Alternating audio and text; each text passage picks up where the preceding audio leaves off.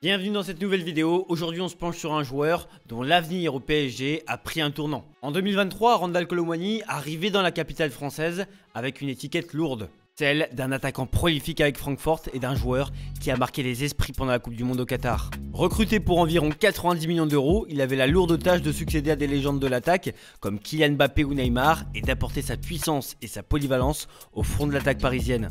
Mais un an et demi plus tard, il semble que son aventure parisienne ait pris un tournant inattendu. Loin d'être l'élément clé de l'attaque parisienne, Kolo Muani n'a jamais réellement eu sa chance sous Luis Enrique. Dans l'ombre de nouvelles recrues comme Gonzalo Ramos, Marco Asensio ou Kang In Lee, l'international français a vu son temps de jeu se réduire comme peau de chagrin. Depuis son arrivée la saison dernière, RKM pointe un bilan de 11 buts en 49 matchs, toutes compétitions confondues, dont seulement 7 matchs joués en intégralité. Cette saison, Kolo Muani espérait se relancer sous l'ère Luis Enrique, mais il a rapidement compris que son avenir devait s'inscrire ailleurs. En témoigne par exemple son absence sur la feuille de match contre l'Olympique Lyonnais, une des rencontres phares de la saison. Il a pourtant tenté de rester professionnel et patient en espérant gagner la confiance de son entraîneur, mais les choix tactiques de Luis Enrique ainsi que la forte concurrence en attaque semblent avoir définitivement scellé son avenir à Paris. Et d'ailleurs le coach espagnol montre les crocs quand il s'agit de parler de Randal Kolo Muani. Kolo Muani, l'attaquant de l'équipe de France, il joue en équipe de France, et quand il n'est pas appelé dans le meilleur club français comme le Paris Saint-Germain, ça surprend. Porque solo puedo convocar a 20. Yo ya sé que no hablo francés, pero más claro en español no puedo ser. El que no lo entienda, ya no es mi problema. Et de toute façon, les chiffres sont sans appel. Avec seulement 2 petits buts en 14 matchs, toutes compétitions confondues, Randal Kolo Muani n'a pas réussi à convaincre le coach espagnol. On est d'accord, ses qualités sont indéniables, mais il semble que son style de jeu ne corresponde pas aux attentes tactiques du technicien espagnol. Et aujourd'hui, en ce mercato hivernal de 2025, Randal Kolo Muani est annoncé un peu partout, dans plusieurs gros clubs européens. Alors quels sont ces clubs qui s'intéressent à lui ? Et quelles sont les destinations les plus cohérentes pour lui? C'est ce qu'on va voir tout de suite dans cette vidéo. Tout n'est pas perdu pour Randal Kolo Muani, loin de là. Plusieurs clubs européens de premier plan se battent pour ses services. Le mercato hivernal de 2025 pourrait bien marquer la fin de son aventure parisienne. Et parmi les clubs intéressés, on retrouve l'AS Monaco, le RB Leipzig, Manchester United, la Juventus Tottenham, l'AC Milan ou encore Galatasaray. D'autres clubs ont placé le joueur comme un potentiel renfort en cas de besoin. C'est le cas de plusieurs clubs anglais, du Borussia Dortmund ou encore de Naples. Des clubs européens majeurs à la recherche d'un attaquant polyvalent, rapide et qui peut se tuer pour son équipe sur le terrain. Le PSG opterait pour un prêt avec option d'achat, mais comme le révèle l'équipe, il faudra sortir le chéquier si un club souhaite acquérir définitivement le français. Le club parisien espère récupérer au moins 60 millions d'euros pour un joueur sous contrat jusqu'en 2028. Kolo Muani, c'est un pari risqué, mais avec un potentiel énorme. En parallèle, Chelsea a également marqué son intérêt. Un autre club anglais, Arsenal, aurait aussi jeté son dévolu sur Kolo Muani, à la recherche de renforts offensifs après la blessure de Bukayo Saka. Monaco, avec son projet de recruter un attaquant après la blessure de Balogun, semble être une destination idéale pour relancer sa carrière. Et en Allemagne, Leipzig pourrait aussi offrir un cadre propice à son développement, lui qui connaît bien l'Allemagne avec son passage à Francfort. Randal Kolo Muani a encore beaucoup à offrir. Son profil polyvalent, capable de jouer sur tous les fronts de l'attaque, est forcément un atout majeur pour les clubs qui souhaitent renforcer leur secteur offensif, surtout au mois de janvier. Et en plus, sa mentalité et son éthique de travail sont irréprochables. Vous l'avez bien compris, toute l'Europe est prête à se jeter sur cette magnifique opportunité de marché. Les numéros 9 comme ça se fait rare dans le marché, surtout en plein mercato hivernal. Et même si avec Paris c'est pas la joie, faut pas oublier que RKM a ses meilleurs buteurs de l'équipe de France en 2024 avec 6 réalisations. Prenons désormais les clubs intéressés au cas par cas. En s'attachant les services de l'ancien Nantais, Chelsea pourrait renforcer son secteur offensif déjà bien garni.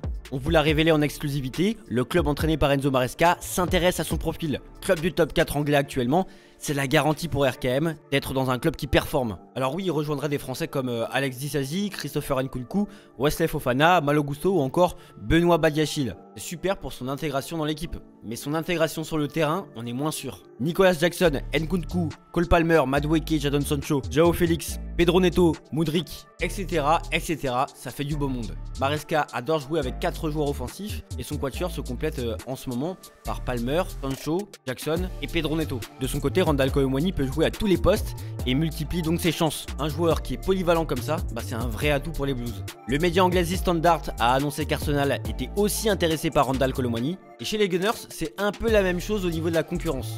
L'idée c'est de remplacer Bukayo Saka blessé jusqu'au mois de mars. En dehors de Saka, Arteta doit aussi faire son Raheem Sterling. Gabriel Jesus s'est lui aussi blessé et il pourrait s'agir d'une rupture des ligaments croisés. Et avec tous les défis qui attendent le club, renforcer le secteur offensif sera très important. Et même s'il y a du beau monde devant avec Martinelli, Gabriel Jesus, Havertz, ces 3 blessures pourraient être une aubaine pour Randal Kolo Muani. Alors oui, Jesus et Havertz lui barrent la route au poste de numéro 9.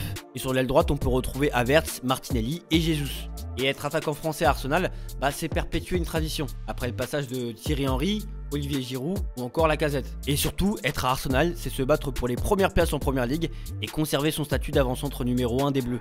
Manchester United, 13ème de Première Ligue, cherche aussi un attaquant, même si Victor Gyökeres a été évoqué. Randal Kolo Muani est aussi ciblé par les Mancuniens. Et pour rappel, Man U c'est la 15ème attaque de Première Ligue, donc ils ont vraiment besoin d'un joueur qui marque des buts. Mais ça reste quand même un pari risqué pour Randal Kolo Muani parce que quand on est un joueur en confiance et qu'on arrive à Manchester United, on perd assez rapidement sa confiance et son niveau de jeu. Alors imaginez-vous, Randal Kolo Muani n'a déjà pas beaucoup de confiance avec le PSG, pourrait perdre encore plus de confiance à United. C'est un club, malgré son prestige et son histoire, qui est en difficulté depuis quand même pas mal d'années. C'est pas forcément la bonne idée pour Randal Kolo Muani. On peut prendre déjà l'exemple récent d'Hojlund ou de Zirkzee qui sont trop souvent en difficulté sur le front de l'attaque. Mais avec le probable départ de Rashford, les mauvaises performances de certains, l'attaquant français pourrait s'en servir comme une arme pour réussir là-bas. On reste en Angleterre pour évoquer le cas de Tottenham, aussi intéressé par le joueur. Il faudra évidemment déloger Solanke et ses 11 buts et 5 passes décisives. Johnson qui fait aussi figure de pilier offensif dans cette équipe. Pareil pour Son qui a tout récemment prolongé avec les Spurs. Mais il y a de plus en plus de matchs de saison en saison. Ça tire sur les organismes et forcément Randal Kolo Muani pourrait profiter de la rotation d'effectifs. Il y a un seul souci du côté de Tottenham, c'est que Postecoglou adore faire jouer son équipe en possession de balle, un peu comme Luis Enrique. Et Kolo Muani c'est un joueur qui est performant dans la transition. Il faut qu'il signe dans un club qui lui permette de jouer dans un système qui lui convient. L'équipe nous apprend que Tottenham a fait une première offre pour l'international tricolore, une proposition qui risque toutefois de ne pas satisfaire la direction parisienne puisqu'il s'agit d'un simple prêt sans option d'achat. Tottenham et Manchester United sont les deux clubs les plus crédibles à accueillir Randal Kolo Muani selon le Parisien. Et avec un degré moindre, la Juventus selon The Athletic. Et justement, parlons de la vieille dame. Selon la Stampa, la Juventus serait intéressée par un prêt de Randal Kolo Muani, mais le PSG ne veut pas brader son attaquant. Un échange pourrait être envisagé avec Kolo Muani partant vers Turin et Dusan Vlahovic rejoignant Paris. L'attaquant serbe est en sous contrat jusqu'en 2025 avec un salaire net de 12 millions d'euros par an. Vlahovic a reçu beaucoup de critiques cette saison, mais le PSG reste intéressé par son profil. S'il n'y a pas d'échange Kolo Muani-Vlahovic, Kolo Muani représente un avantage tactique pour la Juve. Il pourrait jouer en complément de Vlahovic grâce à ses caractéristiques différentes, sans créer une concurrence directe avec l'attaquant serbe, donc c'est un atout clé pour la Juve. Parlons de Monaco désormais. Après la blessure prolongée de Balogun, l'AS Monaco est activement à la recherche d'un nouvel attaquant. À la mi-décembre, Adi Hutter a confirmé l'intérêt du club pour Randal Kolo Muani, déclarant en conférence de presse « Ce serait bien ». Si Kolo Muani va à Monaco, il pourrait rester en Ligue 1, donc c'est d'autant plus facile pour son adaptation. Et il pourrait aussi bénéficier d'une concurrence moins féroce que dans d'autres clubs européens. Et sous la direction de Hutter qui semble soutenir son arrivée, l'attaquant de 26 ans pourrait retrouver une place régulière sur le terrain, et ce qui renforcerait aussi ses chances de figurer dans les plans de Didier Deschamps dans la sélection française. Mais il y a un obstacle majeur derrière tout ça, c'est que Kolo Muani il pourrait pas disputer la Ligue des Champions avec Monaco. Kolo Muani serait inéligible pour participer à la compétition avec Monaco, une contrainte qui pourrait peser lourdement dans la balance pour le club princier. Et enfin, le RB Leipzig a aussi manifesté son intérêt pour le joueur de 26 ans. Le 4ème de Bundesliga cherche à renforcer son secteur offensif.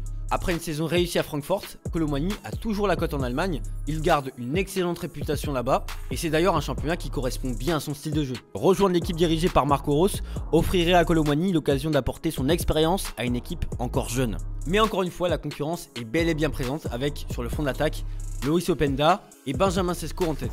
On peut compter aussi André Silva comme 3ème option. Il y a aussi le Danois Youssouf Poulsen, bien que blessé, qui pourrait à terme renforcer encore plus cette attaque. Par contre, rejoindre Leipzig, ça pourrait être considéré comme un recul dans sa carrière parce qu'il rejoint le PSG après Francfort, il fait des belles prestations avec l'équipe de France et il rejoint un club comme Leipzig qui est un bon club mais qui n'évolue pas dans les mêmes standards que les autres cadres européens que j'ai évoqués dans cette vidéo. Et vous de votre côté, où voyez-vous Randal Kolo Muani? Laissez votre avis dans les commentaires, n'hésitez pas à liker cette vidéo, à vous abonner et on se retrouve pour une nouvelle vidéo sur Foot Mercato FC.